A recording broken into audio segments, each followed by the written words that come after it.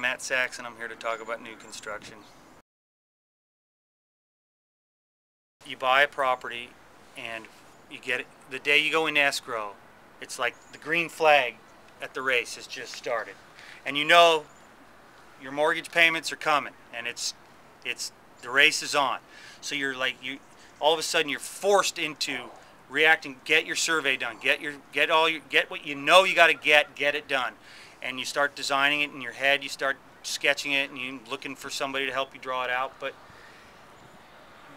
it's fun in a way. It's a lot of fun to design from the ground up and to create something that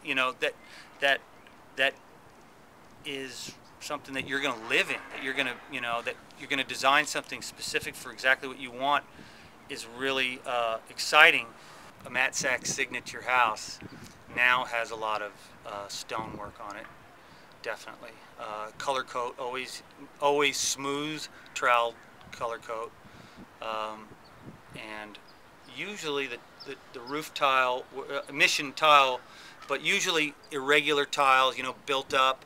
This one's going to have Roman pans, as you can see right here, and it's new for me. Another signature element is thick walls, deep reveals at the windows, and even if it's a trick, even if it's the windows set in and then within that room there's bookshelves on the side using up that space, it gives the house a thick wall, like a castle. It gives it some substance. I mean, I can't tell you how much it bugs me when I see a great big house and you look at the windows are set right on the edge as if they have 2x4 walls. It just looks bad. One thing that's awesome about Radiant Heat is I got 11 zones that you can heat. So you can turn off zones you never go in. You can control all these different temperatures. Two kids, one likes it hot, one likes it cold. They each can have it. It's pretty unique. But also, while it heats the heat, it heats the domestic hot water at the same time and stores it. Since one boiler, I think it's 190,000 BTUs, which is probably what one 2,500 square foot zone would be. So think of that. This is almost 7,000 square feet with 190,000 BTU, heats the whole house and the hot water, and then it's backed up with solar. To me, the swimming pool, 99% of the time, is a water feature that you look at from inside your house that you look at. So that's why I don't want a cover on it, because I just, at the end of the day, that's what I do. I look at how nice the pool looks, like a little pond in the backyard. So in that respect, I never even considered building one with a tarp on it or a electric cover. No, I never build a big square house. It's usually, I spend a lot more money to build a smaller house so that I can have more roofs, articulating roofs.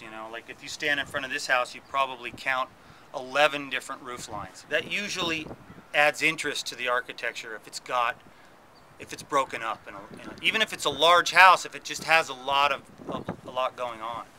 I don't mind Santa Monica. I like it. I like their rules. I think their zoning rules are very good, and they're strict, and I don't mind abiding by them. They encourage you to have an articulating house, to not build a big box, to have 15% total side yard setbacks means 10 and 10. If you want to zigzag your house, you can have less side yard setbacks, so you can have more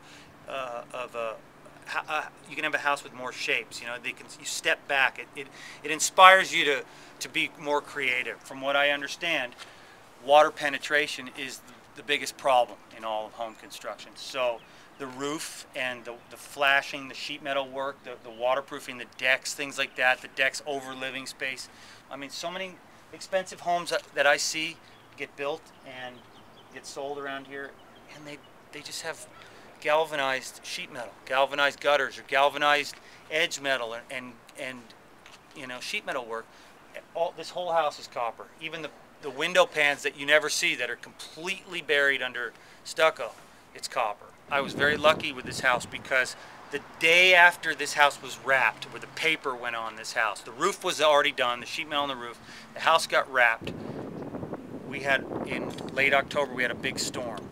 And I got to sit in here with a flashlight and look. Before any drywall was on, I got to look for any, and I found one little point where they had messed it up and they fixed it all. And we had another storm shortly, a month later, and we got to double check everything. But it's a blessing to be able to build with no rain and then get a good hard storm before you put your drywall in, so you can really see the inside of your protection.